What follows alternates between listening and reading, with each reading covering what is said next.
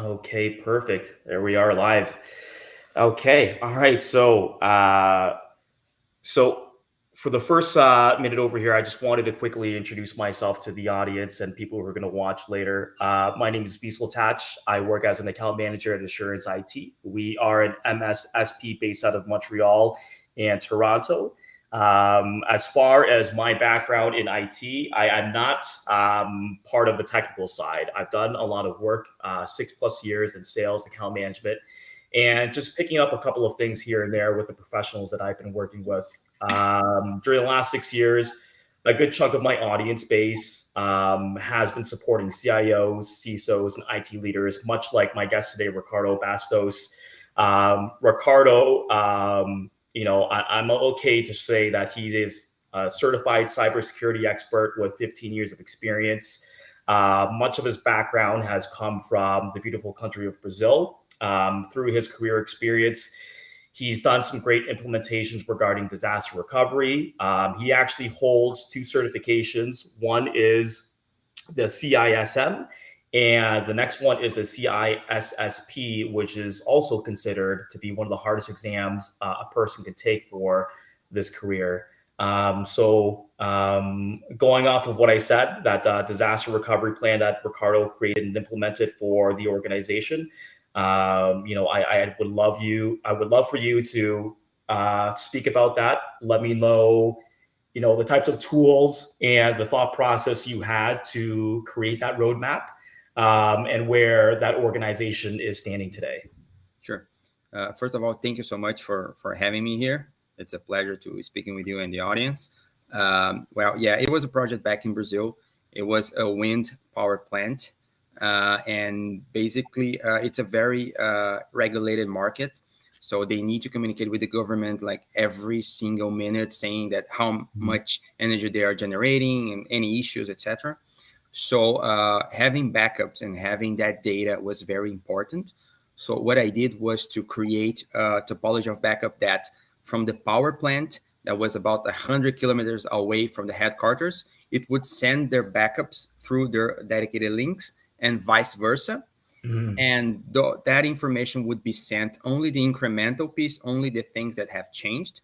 So we could keep the backup very low amount, and we'll be syncing very frequently. It was like every hour there was some sync happening. And so it was very interesting, very challenging. And the interesting thing is that because they are regulated and there's so many laws in place, we had to come with a very robust solution to make sure that they had the backups. Let's say, for example, they're generating energy.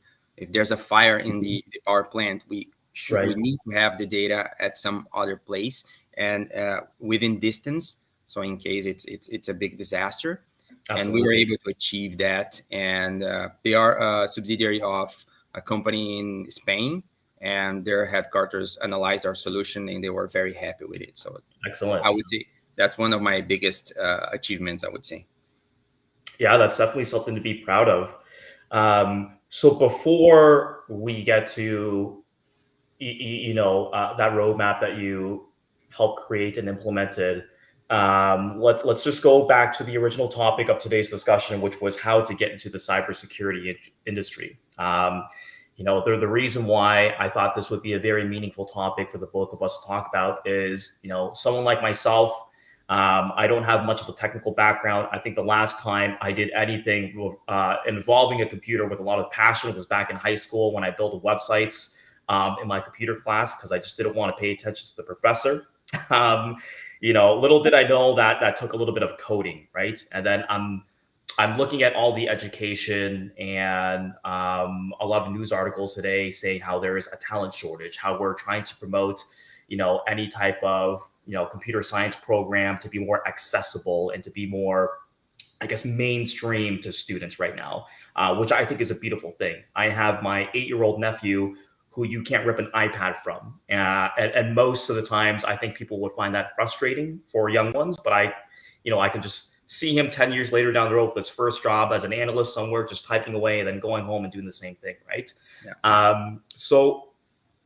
As far as cybersecurity or information security, In your own words, can you just enlighten us, the audience, of what cybersecurity actually is now? Sure. I would say that is the protection of our digital life, because everything nowadays is computers, right? I Yeah. remember of my dad, he was an accountant, and I remember of his typewriter, and now everything is computer, right? We Yeah. are doing our bank transactions. Companies rely on the internet for selling, for working. And I see us as with a huge task on protecting companies and persons, their privacy, making them able to achieve their goals, to grow and to do business with each other. So I think it's a huge task and very important, and will only grow. And like now with COVID, we are seeing that everybody working remotely. Like Mhm. I think one of the last barriers, like we don't have the perimeter anymore, like that situation where everyone is one office and working inside a specific place. Like everybody's around now, and I think that thing increases the challenges for us, and that's why I believe our job is so important.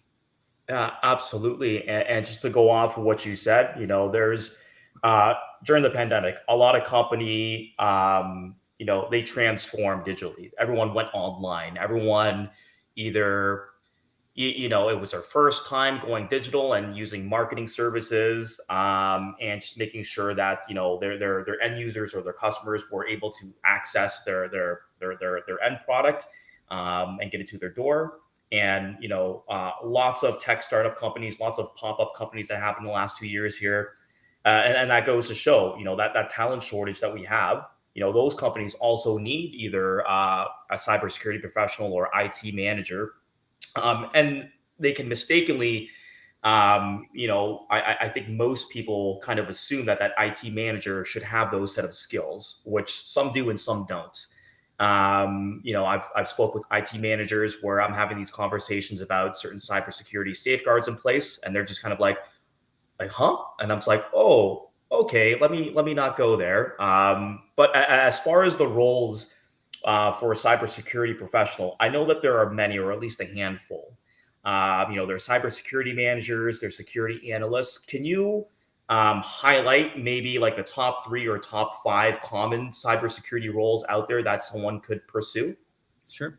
I would say a security analyst who would be protecting the companies against attackers. There's the pen tester, Mhm. which would, with authorization, of course, would try to hack into the companies to see where might be shortfalls or things that are not working as it should, and then provide a report about its findings. And also, I would say the security architect, which is the person that thinks about the cybersecurity controls and how they will interact with each other and how you deploy this whole environment of controls. Gotcha. And then what I'm going to do at the end of the video is I am going to put the links of your resources and social media platforms in the comment section. That way, people can go to that, sign up for your program. We can touch a lot more on that towards the end of the discussion over here. But as far as going back to your certifications, your education background, what type of prerequisites should a person have? Can you sort of demystify that? Where, from one side, I hear, at least in a lot of job opportunities, we want you to have, a background in computer science if possible, or, you don't need to go that route, but you need to complete a couple of certifications. And then I'm reading up on the CISSP exam, and it says you need to have X amount of industry experience in order to actually write this exam. So can you let us know what those prerequisites are, or even the type of programs you took to get to where you are today? Sure. So that depends on the role, right? And it's a great question. Really glad you made that question, because there's a myth that all cybersecurity professionals need to know how to code. That's not correct, and that's something that we need to break. Like I know a lot of like experts that don't know how to code. Myself, I'm not expert in coding. I know only the basic stuff like Mhm. scripting and things like that, and I'm a cybersecurity manager. So this is important for us to break this myth, that you need to know how to code. That's not true. For some careers, it is helpful to have. For some careers, it's essential, yes, but can't say that every cybersecurity professional need that. That's a myth that it's kind of a gatekeeper, and people might be afraid, hey, like I don't like to code, and I'm not Right. going into cybersecurity. So this is something that we definitely need to break. And 100%. yeah. And about path, it really depends on the role. My path was I started as help desk, and I went to network engineering and then security. So I've been through all these roles. And I think for a technical person, it's very good to start from the basics because you learn how things operate at the base level. For example, I used to do cabling, right? So I know how to do a cable, and this Mhm. all builds up and makes me a better professional in the later stages of my career because I know I've been through all those stages and how things work.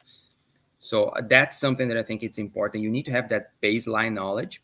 Yeah. Otherwise, it would be hard to for example, how can you protect the system if you don't know exactly how it operates? So Right. I think that's important, and that's a little bit of the problem nowadays because colleges, not every college, of course, but a lot of them sell the idea that you can get like quick course, like 1 year, and go to the market and you have everything you need to get a job. It's Mhm. not like that for every profession, right? For every field. So you need to be very careful. And I don't see the colleges preparing, for example, soft skills. Like, for example, in a position like mine, like a manager, you need to talk to people. You need to That's right. try to explain to them the problems, why you're doing such things, and bring them to your side, right? And this is a lot of soft skills that you need to use, right? So I think the colleges are not preparing for the reality, and unfortunately, the students go, they pay for that college, and after the college, they rightfully think that they can get a job, and there's this gap of what the market expects and what college prepares to. So I think that's a huge issue, and the certifications help in that closing that gap because they are very focused and they are created by cybersecurity experts. Yeah. So I think that's really where the certifications help a professional. Yeah, definitely. That's one thing that I also came to realization when, me looking at these programs, and I come from a business background, and those soft skills was something I was able to pick up through years of experience, right? And then I'm able to articulate myself, adapt, read the room, learn how to profile people who are in front of me, and figure out their love language. And I see that um, it's a very important thing to have when you're an IT leader to to speak to your team, to resolve conflict, to take other people's ideations and run with them or not run with them, and then to also speak to the business side, which I would assume is probably the most one of the most challenging things that you guys can have from that IT position is to win stakeholder, influence or support, right? I don't know how it is from the security side. I just kind of think, hey, like there's, something's bleeding. We need to put a band-aid on that. And this is how much that band-aid costs. Let me look at three different band-aids, right? But that's one thing that I'm also curious about is with someone like yourself, a security expert, how are you guys, how are you guys innovating that security posture to make things a bit more seamless. I know that it might be an engineering thing from building tools or interfaces or things like that, but that's just something that I'm curious about. So let me go off of that question. And I think this is something that a lot of people are curious about.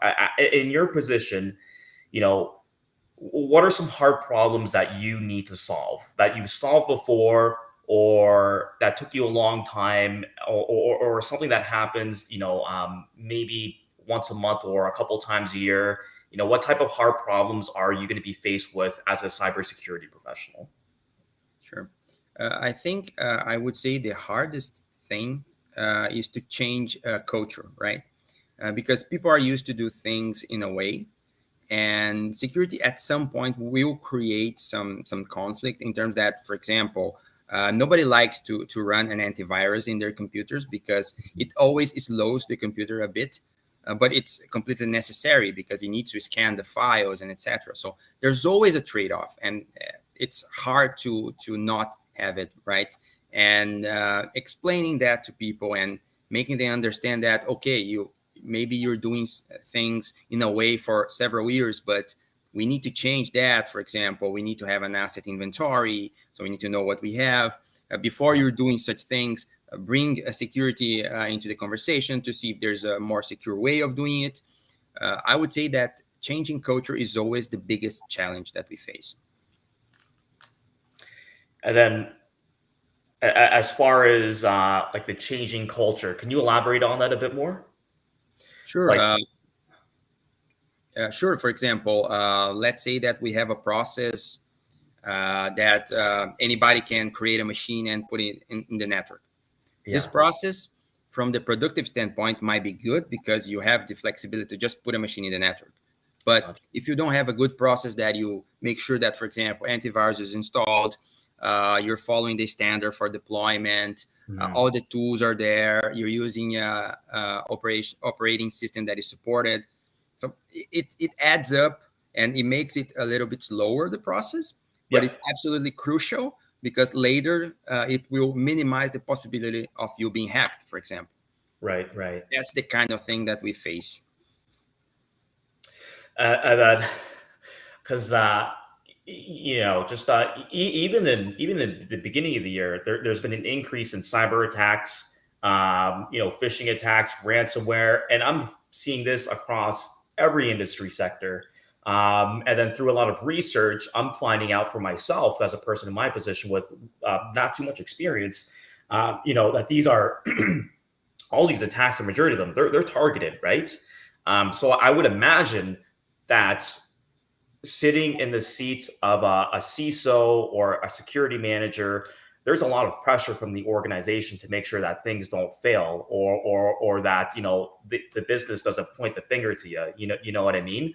I would imagine that you would have to have a pretty strong mindset to be able to hone that pressure, and to again, it could be a good thing. Pressure is a privilege for some people, right?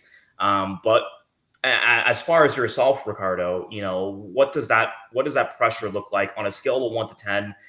These are one of the questions that I have have written down before. What does that mental stress look like? Because I know that there's always that flight or fight mode in people in other positions as well. Whereas if the pressure was just a little too much, what what are you going to do, right? How are you going to handle it? And do you go at home and hide under the covers for 8 hours, or do you go into your toolbox, pick out the right tools, and start implementing for yourself? Yeah, I think, of course, there are times that are very stressful. I won't lie. For example, if you're fighting a ransomware, something that I fought a few times in my career, then it's like total panic mode because like you need to do a lot of stuff like handling everything, bringing systems back. So those kind of situations are very stressful. Yeah, But I think you need to keep it very focused on the problem, solving the problem, and creating processes and procedures and things that will help to avoid that problem in the future. Right? It can't be just that you put out the fire, but you yeah, need to fix the processes that led to that vulnerability, that weakness, or whatever. Right? So I think that after an incident like this, the focus should be to fix the processes and the chain that led to the incident. And yeah. if you do the basics, then the stress is much more manageable for sure. Okay, so always try to keep a calm head when there's a fire going on. Don't run around, and just to make sure that you know what tools are around you and to follow that process. Yeah, and it comes with experience, right? Like Yeah. after a while, you start getting to that mindset that hey, like forget about the rest and focus on what you need to do. Okay. Good. So here's probably the most common question I always see floating around the internet is, what are the salary expectations like? And I've seen some numbers out there. I've gone to your Indeed in these job sourcing, recruiting companies, and they'll put like a pretty handsome price tag on a good salary range. Can you take me through the range from someone who might be an entry level security analyst all the way to that cybersecurity manager or VP of IT, what that could look like? As far as someone coming out of university, or I've spoke with people who are 45 years old, 50 years old, and they're turning the switch on their career and thinking about going into IT, and I'm telling them like, hey, like you'll get paid well, and then regardless of the pay, you're doing something meaningful for your community and for your industry. So this is something that people are taking a second look at, right? Not just the work from home crew or the laptop workforce, but specifically cybersecurity and the security industry. Can you walk us through that salary range? Sure. Just one thing to note that because of COVID, like salaries are changing a lot. Yeah. So let's say the range it's kind of crazy because there's a lot of changes, people moving from jobs. So I will do my best on what I see that as like a good salary or the salary that should be paid. You will see sometimes salaries like lowballing, but that is the thing that I normally see as more the norm. Okay. I would say entry level around 60K. Mid-level, I would say around between 80 and 110. And then management, 130 could go to like 160, 180. Yeah. And then VP level, 200, things like that. Yeah, so easily six figures for that management level, and then when you're the VP, you're making $250,000. Which, hey, you and I had this conversation before. Coming from both like immigrant family, that's a lot of money. That's a good amount of resources where you're turning your life around. You can help out, mom and dad. You can take care of the wife and the kids, and then have a little extra, right? So. That's one thing you and I talked about before was how can we maybe solve this talent shortage, specifically in Canada, for IT professionals, and then, or at least, my thought was, hey, I've spoken to a lot of folks from South Asia, Europe, uh, South America, and the talent's there. The talent's there because I guess at least when I visited Southeast Asia, it was normal for a 12-year-old kid to learn how to hack and to spend 14 hours a day in front of the computer. It was totally normal for him, right? Completely outskilled me, right? And then when you actually think about, hey, what can I do with the skills that I have right now and get a career in the tech industry, or ethical hacking, or ethical pen testing. And then follow the roadmap like a program of yours, or follow in the footsteps of someone like yourself, you can totally turn your life around. And I actually do truly believe that that's probably like a really good way to solve that problem when it comes to the talent shortage. Like yourself, I assume cybersecurity manager, you're probably way too busy. You're probably taking on some work here and there that that might be out of the contract that you originally signed with, but sometimes it is what it is, right? So going off of that, Ricardo does have a very lovely program where, and I'll get you to elaborate on this. You're matching people's personality and trying to connect the dots between what type of job roles that they can gear towards and match. In the security, cybersecurity industry. Can you talk a bit about your program that you built, and then maybe we can get you some students at the end of this discussion? Sure. So yeah, basically the idea came because there's a lot of people, and even I took a postgraduate course here in Canada, and a lot of my colleagues are still searching for a job, right? And I've been asked multiple times like how to get into the cybersecurity industry. And I feel that there's a huge disconnection between what the job market expects and what the colleges are delivering, right? For example, I don't see any college working on the soft skills, communication, like leadership, things like that. So I thought that, hey, like because I come from a background been in this business for a long time. I had two small cybersecurity companies back in Brazil. So I wanted to bring my experience to those students and teach them how they can do this transition, be it from another type of job outside IT or from IT to security. Yeah. And I want to go beyond what I see. So, for example, if the person is introspect, we can talk about the jobs that are more within this personality fit. If a person likes to speak or to present things, so I'm trying to map all those requirements and those traits into jobs that people can do, that they will be happy with it and they Right. can grow. And at the same time, I can help the cybersecurity market because we desperately need more professionals. Absolutely. Okay. So what I'm going to do is I will insert all of Ricardo's links and also his program into the comments. That way, if anyone wants to take more of a look into it, I'm sure Ricardo is more than happy to walk you guys through what that program would look like. And we're at the end of the day, someone like Ricardo and myself, we're always here to help people.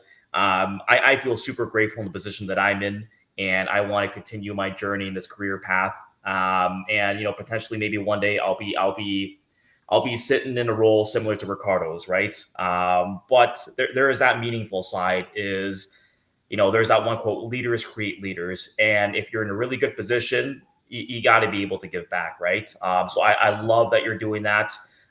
If the audience has any questions, please type them out. We can follow up, either myself or Ricardo, to handle those questions.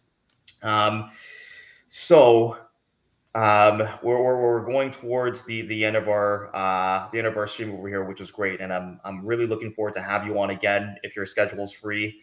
Um, one one thing that I had in mind, a really good question that we can wind down to that I didn't put on that list is what are your personal thoughts?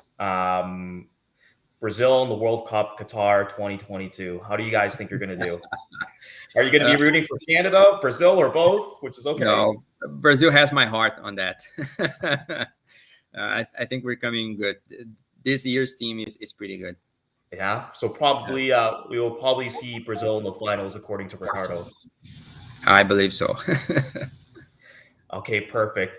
So I'm just going to leave it at this right now. Thank you so much, Ricardo. It's been a pleasure. I'll give you a shout after our stream over here, and then we can touch base on some next steps and get this thing going for your program and to help out some folks out there as well. All right. Thank you so much. I really enjoyed our conversation and the opportunity. Absolutely. Pleasure's all mine. Thank you, sir. Thank you. Take care. Cheers. Bye.